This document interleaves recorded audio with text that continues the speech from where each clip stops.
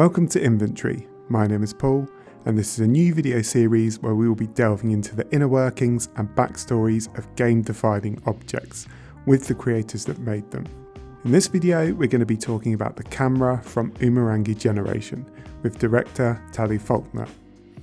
In Umurangi Generation, the camera is the only object you have, your sole means of engaging with the world. You start a level, you get a list of things you should take pictures of, you try and take the pictures within the allotted time limit, and then get to the level's endpoint. That sounds very simple, and to a degree it is.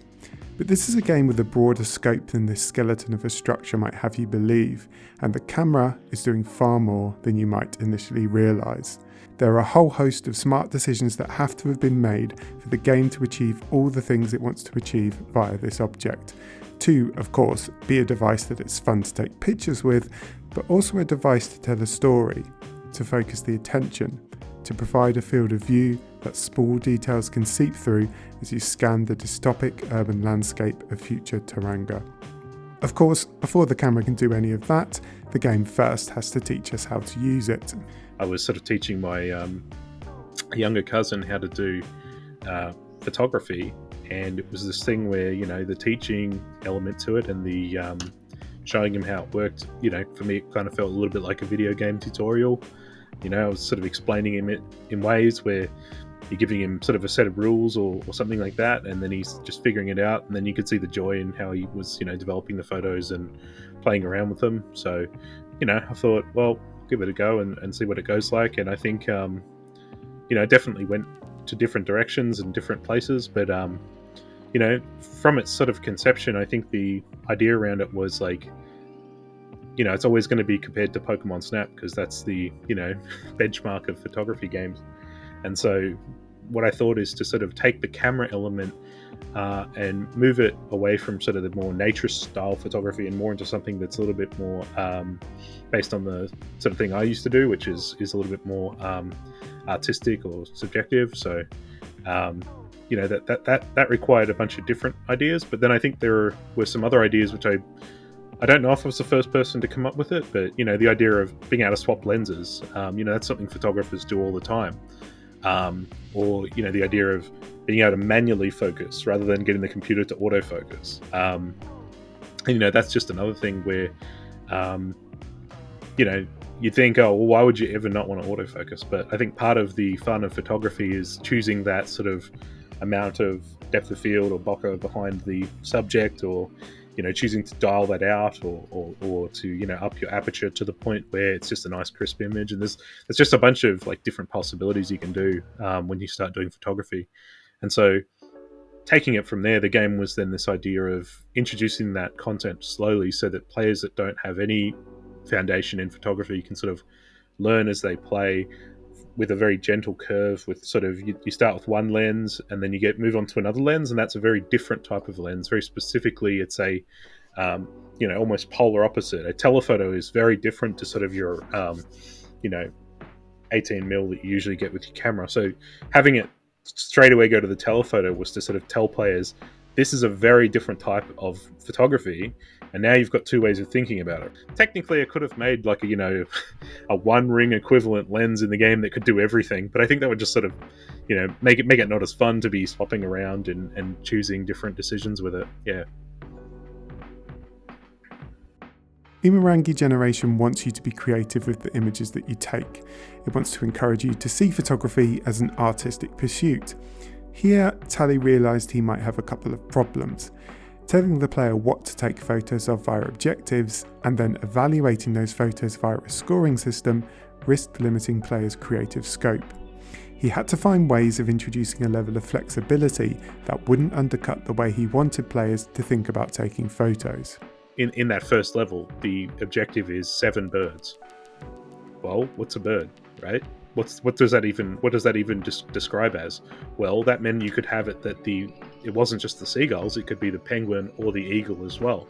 And then because there's 7 as the, you know, thing, you put in 16 so that people have a bunch of different ways to complete that objective, any way they kind of liked, right? And I think the payoff to that is that all these photos that people start sharing on social media are all really, really unique. You know, they might be similar in terms of the similar to like the angle of where they might have taken a photo, but then they are framing the photo in terms of choosing how far they want to zoom in, or when they go to do their edit, they're choosing what do they want their color corrections and balance to look like. And I think it's this thing where that's what then changed how the scoring worked, because it was this whole thing where the question then became, all right, we can get people to go and look for photos, but what kind of photos do we want them to take? And I think it was that whole thing where the other big breakthrough was looking at and saying, actually, we shouldn't be the ones telling them what a good photo is.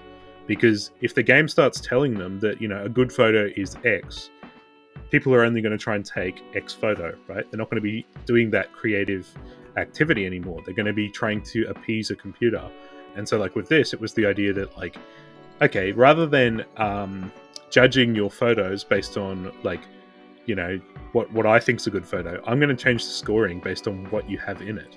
So the thing, how that works is that depending on what you have in your shot, that will make the scoring system change in different ways. So if you have, a shot that has lots of color in it, well, you're going to be judged probably a flat rate, maybe 2,000, right? And then plus every, like 100 points, every unique color that happens, right? After, because to judge it as a colorful shot, it needs to register like, I'm just, trying to remember what the numbers were, but let's say if it was like there were more than 10 colors, 10 individual colors in that shot, based on a sort of image that's crunched down and sort of posterized to sort of bleed certain colors together. Okay, so if there's 10 colors in that shot, that means that that's now a colorful photo, right? That means that every color over 10 is an extra 100 points, okay? Something like that. Then if you have something that like the game calls a moody shot, that's anything with, like a less than 5 colors. And now every color you have below 5 multiplies your score by a certain amount, right? So it's the sort of thing where it changes the thing. Because, it's the sort of thing where if someone took a photo and the only colors in it were black and white, you're getting a very minimalist, moody look, right? And the scoring then changing to adjust for that, I think, stops it from being this kind of thing where the shots are sort of judged based on more rigid values. It makes it a little bit more abstract and harder to sort of game the system. Now, it is possible to game the system. Like one of the things a lot of players have realized is that, you chuck on the super wide angle or, fisheye lens and you snap stuff and you'll get tons of points. But, by the time they're at that point, they're not too worried about the scoring that happens in the game. They're more worried about the scoring that's happening in their heads, which is to say they're now making those subjective decisions and looking at the environment, and, they're making the creative decision of saying what is or isn't a good photo to them. They're saying, I didn't like that shot, I'll retake it. And that's a shot that's not even related to the objectives anymore. It's just a shot that they thought looked cool. Given that plenty of people have felt compelled to share their shots from the game on social media, and that players have even been inspired to pick up photography in real life, the game appears to have succeeded in what it's going for here. But I think the thing that interests me the most about the camera is how it's used to tell a story. When I played the game, I slowly came to realise that it had something of an ulterior motive in encouraging me to look around the environment for objectives. It made me focus on that environment in a way I wouldn't have otherwise. Through a detail here, a detail there, inadvertently caught in the lens of my camera, I was slowly conceptualising what kind of world this was and what was happening here. Without dialogue, without characters, audio logs or emails, the game manages to communicate so much using only its environment and an object designed to channel your attention. An object that begins by making you look and by the end has made you see. Although that's not to say I ever had a complete picture in my mind, and indeed there are supposed to be things in the background that may pass unseen.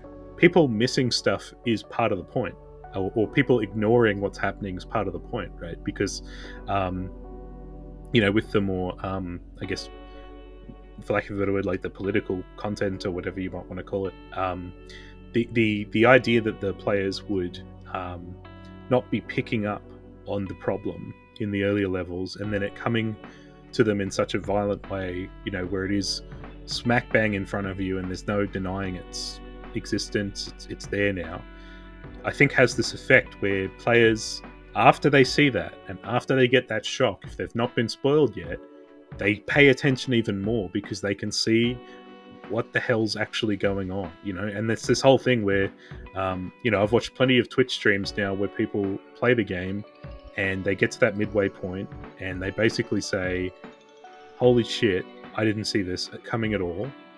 And from that point on, they're hooked because it's this thing now where they're realizing that something was wrong, and they probably picked up on clues, but they didn't.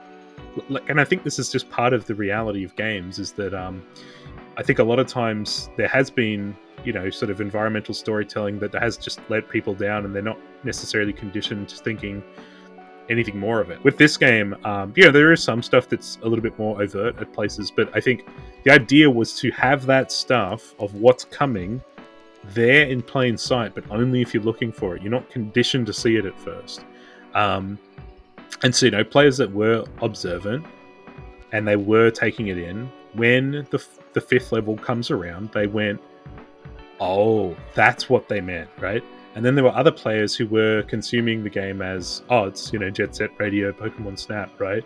And they weren't picking up on, for example, the UN referring to this thing as a squid, or, what are these blue bottles? Why are they just sitting here, right? And it's this whole thing where, like, as they played through the game, it was that moment, I think, which turned it. It flips the context of everything, and you have to pay attention even more now. We're used to games being full with all kinds of objects that we can interact with in a whole variety of different ways. This game shows the potential benefits of doing the opposite. It gives the game a focus, if you'll excuse the pun, that helps with the clarity of its vision. The game has to find ways to channel everything it wants to do through that one object. And this game, I think, does that fantastically. Thanks for watching. Don't forget to subscribe to the channel so you don't miss upcoming episodes of Inventory, and to hear the full unedited interview with Tali, where we talk about Umurangi Generation more broadly, the curse of minimaps, and some of his plans for his next game. Subscribe to the Get Object podcast. You'll find the link in the description. For more on video game objects and writing about video games more generally, head over to getobject.net, and to support the channel to help me keep making videos like this, check out patreon.com/getobject. Cheers, bye bye.